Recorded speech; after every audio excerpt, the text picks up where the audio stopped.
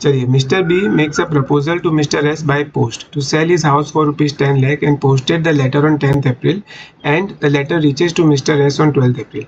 ठीक है, क्वेश्चन का स्ट्रक्चर ही पढ़ के समझ में आता है कि ये हमने जो क्लास में कोएप, कोआ और सीओपी का जो कॉन्सेप्ट पढ़ा था, communication of proposal, communication of acceptance as against the proposer, communication of acceptance as against the acceptor, ये टॉपिक से रिलेटेड ये क्वेश्चन है।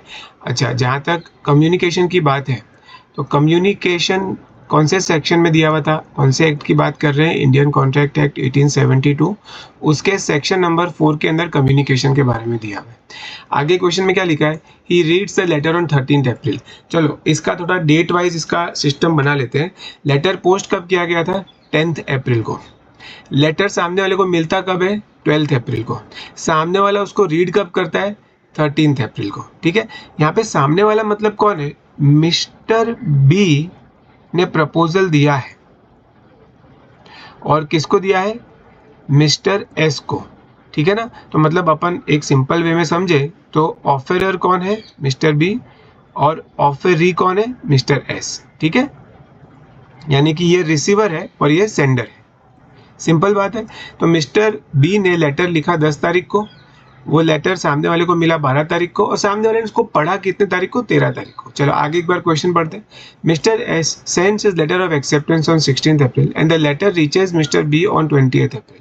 ठीक है, मिस्टर एस को वो ऑफर पसंद आया तो मिस्टर एस ने अपना लेटर एक्सेप्टेंस का 16 अप्रैल को भेजा। वो मिस्टर बी को मिला कब, 20 अप्रैल को। On 17th April S change his mind and sends a Telegram withdrawing his acceptance. मतलब 16 तारीख को उसने एक्सेप्टेंस का लेटर भेजा था और 17 तारीख को उसने विड्रॉवल का लेटर भेज दिया। ठीक है, Telegram reaches mister B on 19th अप्रैल। वो जो विड्रॉवल का टेलीग्राम है वो मिस्टर बी को कब मिलता है, 19th अप्रैल को मिलता है। यानी एक तरह से देखें तो ये वाली डेट और ये वाली डेट काफ़ी इंपॉर्टेंट है कि एक्सेप्टेंस का लेटर कब मिलता है, 20 तारीख को, और रिवोकेशन का लेटर कब मिलता है, 19th अप्रैल को। इसका मतलब रिवोकेशन का लेटर एक्सेप्टेंस के लेटर से पहले मिल जाता है।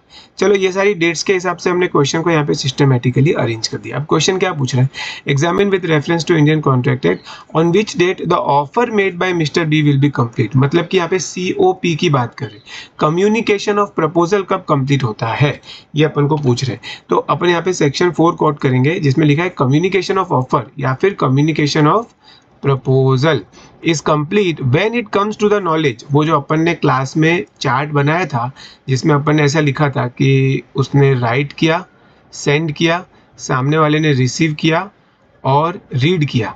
तो ये जो रीड के नीचे अपन ने COP लिखा था, फिर वापस से यहाँ पे अपन ने 4 डॉट्स बनाए थे। ठीक है, वहाँ पर वापस से राइट किया, सेंड किया, रिसीव किया और रीड किया। ठीक है, इस तरह से अपन ने ये चार्ट बनाया था। ये प्रपोजल ने राइट किया, ये प्रपोजल ने सेंड किया, एक्सेप्टर ने रिसीव किया, एक्सेप्टर ने रीड किया। यहाँ पे एक्सेप्टेंस का लेटर एक्सेप्टर ने राइट किया, एक्सेप्टर ने उसको सेंड किया, प्रपोजल ने रिसीव किया और प्रपोजल ने रीड किया, ऐसा था। तो COP अपन ने कहाँ पे लिखा था कि जब एक्सेप्टर उसको रीड करे, यानी कि communication of proposal is complete when it comes to the knowledge to the person to whom it is made. सीधी बात है, प्रपोजल किसके लिए बनाया जाता है, एक्सेप्टर के लिए तो बनाया जाता है। तो इस केस में वो उसने कौन सी तारीख को रीड किया था, ये मिस्टर बी ने लेटर लिखा, यहाँ पर मिस्टर एस को लेटर मिला और यहाँ पे मिस्टर एस ने लेटर रीड किया। मतलब 13 तारीख को मिस्टर एस ने लेटर रीड किया। तो अपने फर्स्ट क्वेश्चन का आंसर होगा 13th अप्रैल।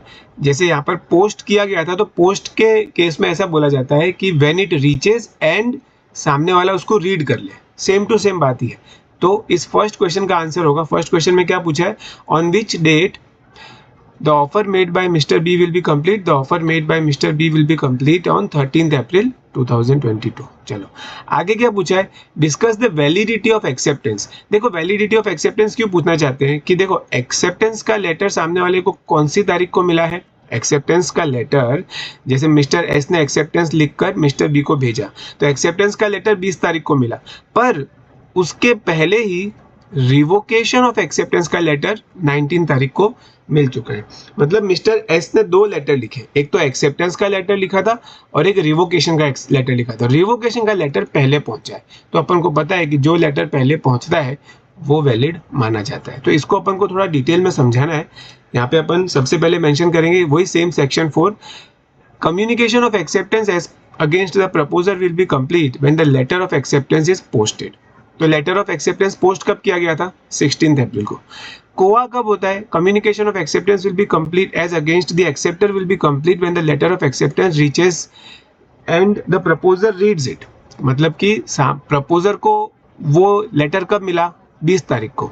देखो ये कोआ और कोएप अपन ने कहाँ पे लिखा था? तो आप अगर ध्यान से देखोगे ना आपकी शीट में, तो यहाँ पे अपन ने कोएप लिखा था और यहाँ पे कोआ लिखा था। तो COA communication of acceptance as against the acceptor, communication of acceptance as against the acceptor कब कंप्लीट होता है? When the proposer reads it, ठीक है ना। And communication of acceptance as against the proposer कब कंप्लीट होता है? When the acceptor sends his letter of acceptance, है ना, ये आप देख पा रहे हैं यहाँ पे। सो बेसिकली ये दोनों चीज यहाँ पे अपन ने मेंशन कर दी। कोएप कब होगा? जब लेटर ऑफ एक्सेप्टेंस पोस्ट किया जाएगा। लेटर ऑफ एक्सेप्टेंस कब पोस्ट किया गया था? 16 अप्रैल को। तो ये चीज अपन ने यहाँ मेंशन कर दी। Communication of acceptance as against the acceptor कब कंप्लीट होता है? जब लेटर ऑफ एक्सेप्टेंस सामने वाले को मिल जाता है या वो रीड कर लेता है। तो वो कौन सी तारीख को हुआ था? 20 तारीख को हुआ था। चलो ये दो चीज लिख दी। Revocation of acceptance is valid before COA. अपन कौन सी तारीख से पहले एक्सेप्टेंस को वापस ले सकते थे? तो ये जो अपन ने चार्ट यहाँ पे बनाया था, ये जो अपन ने चार्ट बनाया था, इसको मैं थोड़ा सा रिमूव करके इसको थोड़ा ऊपर ले लेता हूँ और आपको ठीक से समझाता हूँ कि ये जो अपन ने चार्ट बनाया था, इसके ही नीचे अपन ने फिर एक दूसरा चार्ट बनाया था रिवोकेशन के लिए। तो रिवोकेशन के लिए ऐसा लिखा था कि communication of acceptance as against, इसके पहले बिफोर दिस एक्सेप्टेंस वापस लिया जा सकता है। Communication of acceptance as against the proposal, और communication of acceptance as against the acceptor के पहले एक्सेप्टेंस वापस लिया जा सकता है। और क्वेश्चन में पूछा नहीं है पर फिर भी जनरल डिस्कशन में बता देता हूं कि प्रपोजल कब तक वापस लिया जा सकता है? तो कोएप से पहले लिया जा सकता है। कोएप से पहले, बिफोर कोएप। अगर आपको प्रपोजल वापस लेना है तो कोएप से पहले ले सकते हो, अगर एक्सेप्टेंस वापस लेना है तो कोआ से पहले ले सकते हो। तो यहाँ पे क्या लिखा है? The revocation of acceptance is valid before COA. मतलब कि इसको अपने को कोआ करके नहीं लिखना है, आपको एग्जाम में कैसे लिखना है? Communication of acceptance as against the acceptor. तो communication of acceptance as against the acceptor कब था? 20 अप्रैल। इसका मतलब 20 अप्रैल के पहले पहले आप रिवोकेशन कर सकते हो, ठीक है। अब अपने क्वेश्चन में क्या हुआ है? The Telegram of revocation reaches on 19 अप्रैल। देखो क्वेश्चन में लिखा है कि रिवोकेशन का जो लेटर है वो भेजा तो 17 तारीख को गया था, पर सामने वाले को 19 तारीख को मिला है। इसका मतलब 20 तारीख से पहले पहले उसको रिवोकेशन का लेटर मिल गया, कोआ से पहले पहले। सो अपन अगर यहाँ पर मेंशन करें तो कम्युनिकेशन ऑफ ऑफर 13 अप्रैल, ये अपना बन जाएगा communication of proposal. Koepp 16 April Koepp है, ये बन जाएगा कोएप। और कोआ अपना 20 अप्रैल है, ये 20 अप्रैल जो है ये बन जाएगा अपना कोआ। इसको थोड़ा सा अपन अच्छे से लिख देते हैं ताकि आपको क्लैरिटी रहे। ये अपना बन जाएगा communication of acceptance as against the acceptor. तो बेसिकली इस डेट से पहले, इस कोआ वाली डेट से पहले पहले रिवोकेशन हो जाना चाहिए। तो ठीक है ना, 20 तारीख से पहले हो गया, 19 तारीख को रिवोकेशन हो गया था, तो रिवोकेशन वैलिड माना जाएगा। Telegram of revocation reached on 19 April, so the revocation is absolute. Absolute मतलब कि वैलिड। और अगर रिवोकेशन वैलिड है तो फिर एक्सेप्टेंस अपने आप ही इनवैलिड हो जाता है। दोनों चीज तो हो नहीं सकती, एक्सेप्टेंस और रिवोकेशन दोनों चीज तो हो नहीं सकती, क्योंकि रिवोकेशन का लेटर एक्सेप्टेंस के लेटर के पहले पहुंच गया था, इसका मतलब रिवोकेशन वैलिड है, ठीक है। तो ये अपने सेकंड क्वेश्चन का आंसर हो गया। सेकंड क्वेश्चन में पूछा था what discuss the validity of acceptance. What would be the validity of acceptance if letter of revocation and letter of acceptance reach together. So basically यहाँ पे क्वेश्चन में पूछना क्या चाहते हैं कि ये वाला जो लेटर है, ये वाला जो डेट है और ये वाली जो डेट है वो सेम होती, तो जैसे फॉर एग्जांपल ये 19 तारीख की जगह 20 तारीख को ही मिलता, मतलब ये दोनों सेम डेट को मिलते तो क्या होता?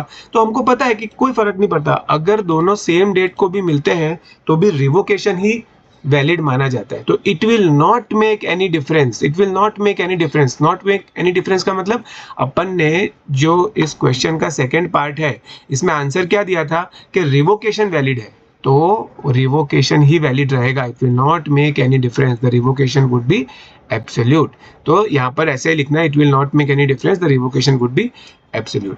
बहुत ही शानदार, और ये ऐसा क्वेश्चन है जिससे कोएप कोआ वाला कॉन्सेप्ट एकदम अच्छे से क्लियर हो जाता है। ये देखो 6 मार्क का क्वेश्चन है, तो इसमें अपन को मेन मार्क्स किस चीज़ के मिलेंगे? ये सेक्शन 4 में सीओपी वाला पार्ट समझाने का, कोएप वाला, कोआ वाला, फिर ये रिवोकेशन ऑफ एक्सेप्टेंस वाला, ये मेन तो प्रोविजन समझाने हैं, और फिर उसके बाद में इसका डिसीजन देना है, और ये थर्ड वाले का आंसर देना है। फर्स्ट वाले का भी आंसर तो आपको देना ही है, डेट्स। सो बेसिकली ये क्वेश्चन को सिस्टमेटिकली कैसे लिखना है वो आप इसके स्टैंडर्ड आंसर से देखिए, इसको समझिए। ये बहुत ही अच्छा और शानदार क्वेश्चन है। और आपको अगर मेंटल क्लैरिटी चाहिए तो क्लास में जो अपन ने ये चार्ट बनाया था, उस चार्ट को आप खोलिए और वहां से भी इसको आप रिलेट करने की कोशिश करिए। हो सके तो ये चार्ट दोबारा बना के जहां जहां पर भी जो जो डेट्स है वो डेट्स आप लिखिए, कि जैसे ये राइट कौन सी तारीख को किया था, पोस्टेड कौन सी तारीख। यहाँ इस क्वेश्चन में देखो राइट की बात तो करी नहीं है, पोस्ट सेंड कब किया था, तो इसकी जगह पे आप लिख दो 10 अप्रैल। ठीक है, सामने वाले को रिसीव कब हुआ था, तो यहाँ पे लिख दो 12 अप्रैल। ठीक है, और रीड कब किया था सामने वाले ने, तो 13 अप्रैल। ऐसे करके इसको पूरे को फिलअप करो और फिर देखो कि आपको कितनी गजब की क्लैरिटी आती है।